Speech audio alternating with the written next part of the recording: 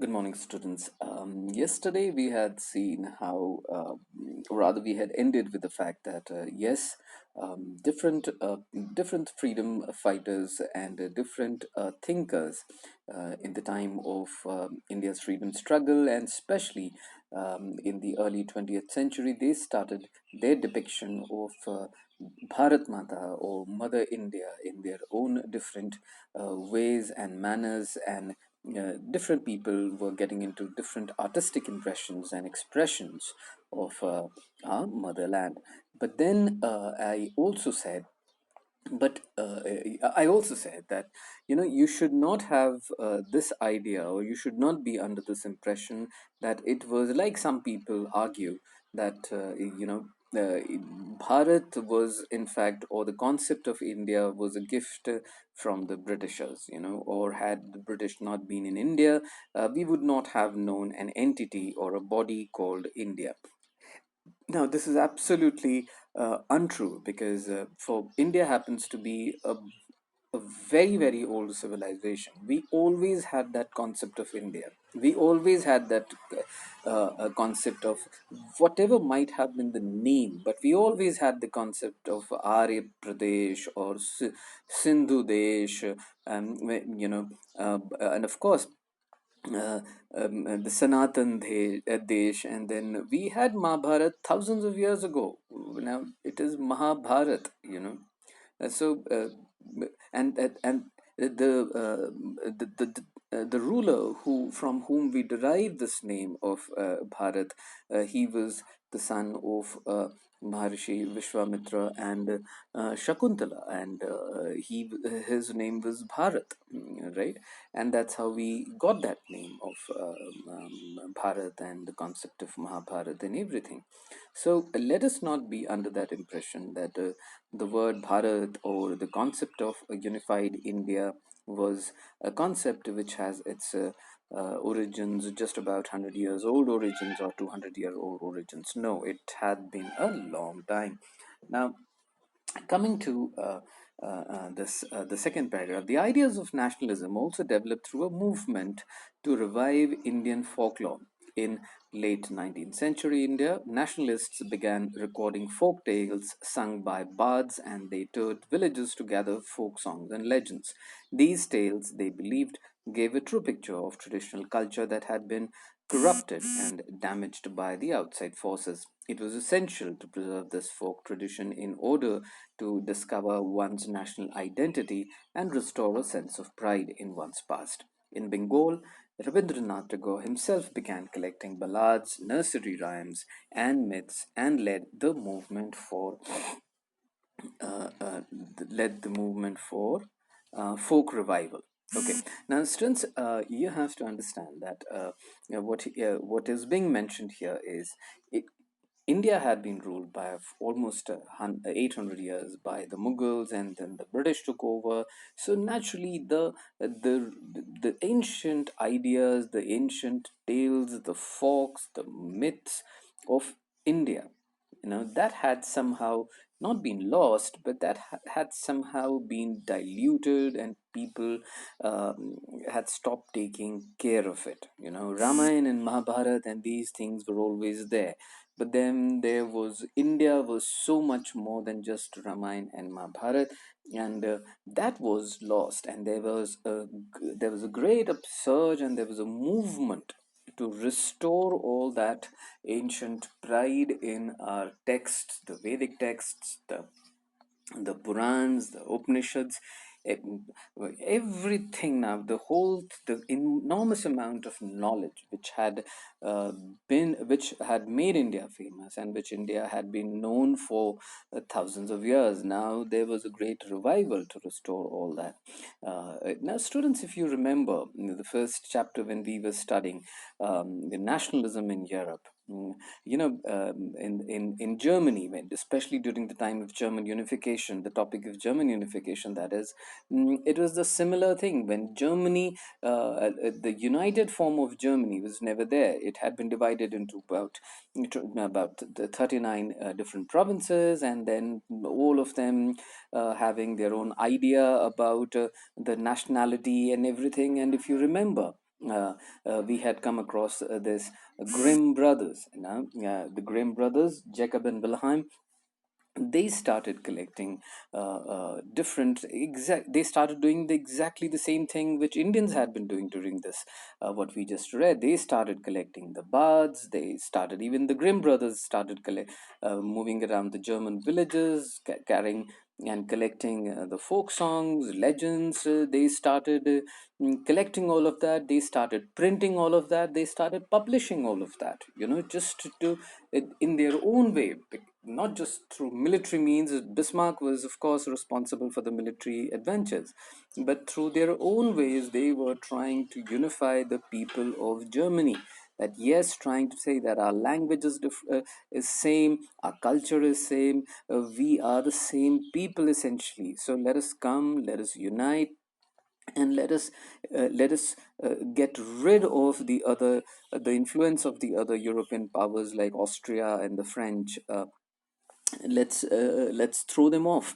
So it was the same thing that was being attempted in by the Indians during this freedom struggle, whereby there was so much of nationalist fervor that they started collecting, and everyone was doing his bit in his own way. Some people were fighting in the freedom struggle, some people were going to jail, some people were doing their charkha thing, some people were participating in salt satyagraha, civil disobedience, everything, everyone in the nation was doing something of and trying to contribute his bit. And there were a lot of people who at the same time started collecting what India had been known for, the traditional and the ancient culture of India.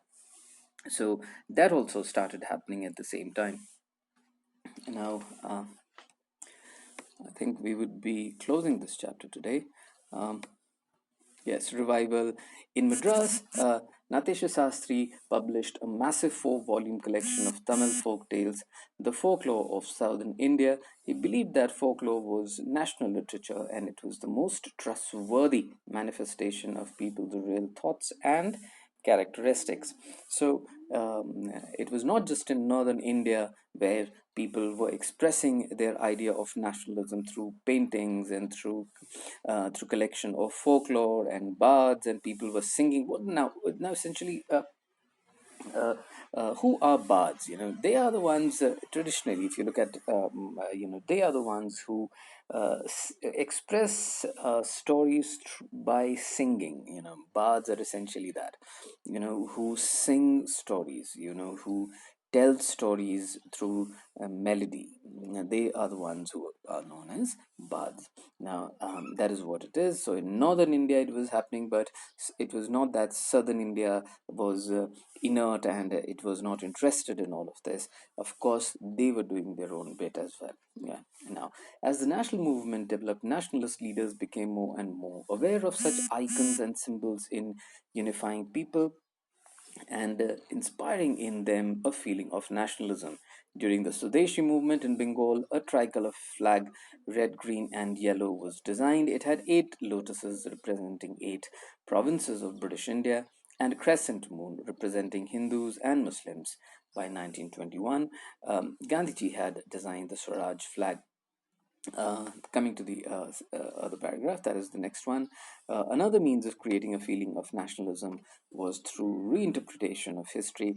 By the end of 19th century, many Indians began feeling that to install a sense of pride in the nation, Indian history had to be thought about differently. The British saw Indians as backward and primitive and incapable of governing themselves. In response, Indians began looking into the past to discover India's great achievements. They wrote about the glorious developments in ancient times when art and architecture, science and mathematics, religion and culture, law and philosophy, crafts and trade had flourished. This glorious time, in their view, was followed by a history of decline when India was colonized. These nationalist histories urged the readers to take pride in India's great achievements in the past and struggle to change the miserable conditions of life under British rule. Now, British had been spearheading the propaganda that had they not been around, Indians would have been living in stone ages. okay, that we were not civilized, or we were not developed enough to match the British or any other contemporary civilization at that point in time, that we were backward people. We've always been living in villages. We had never respected our women. We never had great kings. We never had great rulers. Essentially, to sum the fact, our contribution for the global civilization had almost been zero. That's what the British had always been trying to hammer it into the Indians. And unfortunately, after a period in time, Indians started probably believing it as well, that yes, they were good for nothing people. And this is what many thinkers in India, they started reviving. They understood this problem, that the Indians had lost faith in themselves. Indians had forgotten that, because the British always sold this idea that once they would be gone, India would disintegrate, because India would never have leaders, and India has never had leaders who could keep and control and manage and administer such a massive geography, and who would be able to rule over such massive number of people. Now this is what these were, or rather these were the things which needed to be changed.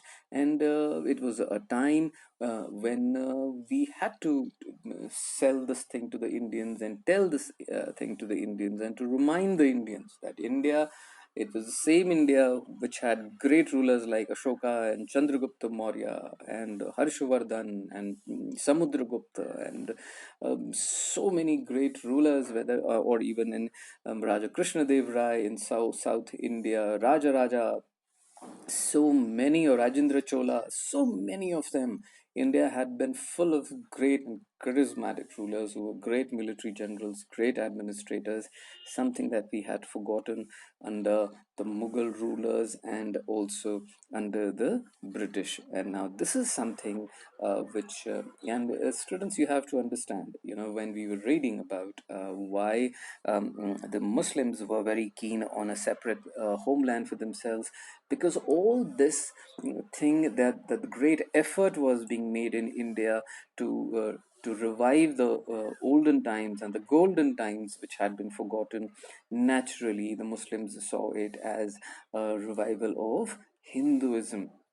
That made them anxious, that made them nervous, that we were trying to dig our Hindu past.